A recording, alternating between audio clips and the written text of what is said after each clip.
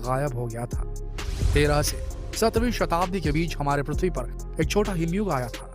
इसी वक्त हिमालय पर्वत पर बसे केदारनाथ मंदिर में जबरदस्त बर्फबारी होने लगी थी। बर्फबारी इतनी तीव्र थी कि पूरा का पूरा केदारनाथ मंदिर बर्फ से ढक गया।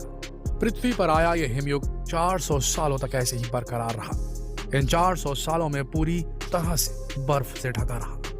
लेकिन हैरानी की बात यह थी कि 400 सालों तक बर्फ में ढके रहने के बाद जब बर्फ पिघलने लगी तब फिर से मंदिर नजर आया, जिसकी दीवारों पर एक खरोंच भी नहीं थी। इस मंदिर की दीवारों को कुछ नहीं हुआ था, सिर्फ यहाँ पर बर्फ की पीली पीली रेखाएं देखी जा सकती थी।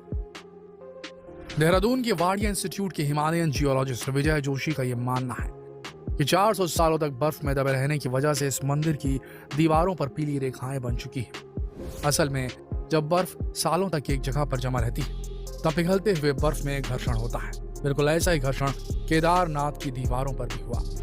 मंदिरों में खिंची हुई ये पीली रेखाएं साबित करती हैं कि मंदिर कई 100 सालों तक बर्फ से ढका रहा था। पूरी तरह से बर्फ पिघलने के बाद श्रद्धालु इस मंदिर में पूजा अर्चना के लिए पहुंचने लगे।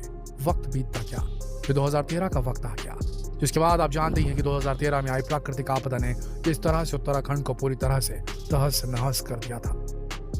लेकिन इस बार भी मंदिर को कुछ नहीं हुआ, बल्कि इस बार एक ऐसा चमत्कार हुआ जिसे आप सभी ने टीवी न्यूज चैनल्स में जरूर देखा होगा। पानी का सैलाब लगातार मंदिरों की दीवार से टकरा रहा था। सबको ऐसा ही लग रहा था कि शायद ये मंदिर भी सैलाब की भेंट चढ़ जाएगा। लेकिन तभी अचानक मंदिर के पीछे एक बहुत बड़ा पत्थर आ गया, जिसकी वजह से पानी की तेज धार 2 हिस्सों में बट गई और मंदिर पूरी तरह से सुरक्षित हो गया। मंदिर आज भी पूरी तरह से सुरक्षित है, लेकिन अब ये 6 महीनों के लिए गायब होने वाला है।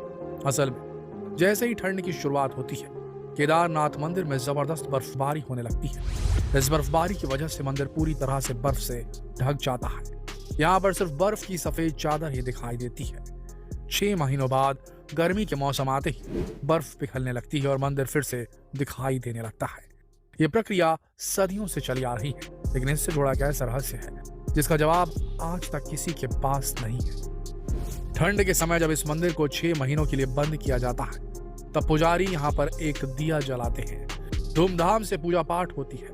लेकिन जब 6 महीने बाद इस मंदिर को खोला जाता है तब भी वो दिया वैसे ही जलता रहता है। यहाँ तक कि जब मंदिर को खोला जाता है तब वहां पर धूल का एक कण भी दिखाई नहीं देता। मंदिर के ठीक बगल में एक रेतस कुंड भी है। इस कुंड की सबसे अनोखी बात यह है कि यहाँ पर जब श्रद्धालु ओम का जाप करते हैं तब इस कुंड में से बुलबुलें निकलने लगते हैं। इन बुलबुलों के रहस्य को जानने के लिए यहाँ पर बड़े बड़े वैज्ञानिक पहुंचे, लेकिन आखिर ये बुलबुलें क्यों उठते हैं, इसका जवाब आज तक किसी भी वैज्ञानिक के पास नहीं है। सच्चाई ये है दोस्तों, ये हिमालय की गोद में बसा केदारनाथ मंदिर अपने आप में एक बहुत बड़ा रहस्य है। कब इस मंदिर को बनाया गया था, किसने इसे बनाया, इसे कोई भी वैज्ञानिक प्रमाण नहीं है। बड़े बड़े जियोलॉजिस्ट, बड़े बड़े वैज्ञानिक भी इस बात का अब तक पता नहीं लगा पाए हैं कि आखिर ये मंदिर कितना पुराना है। लेकिन वैज्ञानिकों के अनुसार अनुमान यही लगाया जाता है कि मंदिर शायद हजारों लाखों साल पुराना हो सकता है। हालांकि आपको इस मंदिर का वर्णन पुराणों में भी देखने को मिलेगा, जिसमें इस मंदिर के निर्माण को लेकर सबकी अपनी अपनी थियोरीज हैं। कुछ ये कहते हैं कि भारत में सन 1076 से 1099 तक राजा भोज का शासन था। अपने शासन काल में उन्होंने केदारनाथ मंदिर का निर्माण किया था। लेकिन केदारनाथ मंदिर को लेकर कुछ लोगों की अलग थ्योरी है। कुछ का यह मानना है कि 8वीं शताब्दी में इस मंदिर को आदि शंकराचार्य ने बनवाया था। वहीं कुछ पुराणों में यह भी देखने को मिलता है कि केदारनाथ मंदिर के ठीक पीछे पांडवों ने भी एक मंदिर बनवाया था, लेकिन वक्त की मार के साथ साथ पांडवों का यह मंदिर पूरी तरह से नष्ट हो गया।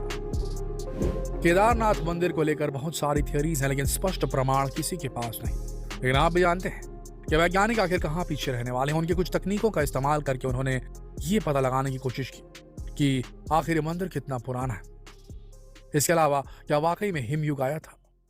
इस मंदिर के इतिहास को जानने के लिए वाडिया इंस्टीट्यूट के कुछ वैज्ञानिकों ने आर्कियोलॉजिकल डेटिंग तकनीक का इस्तेमाल किया।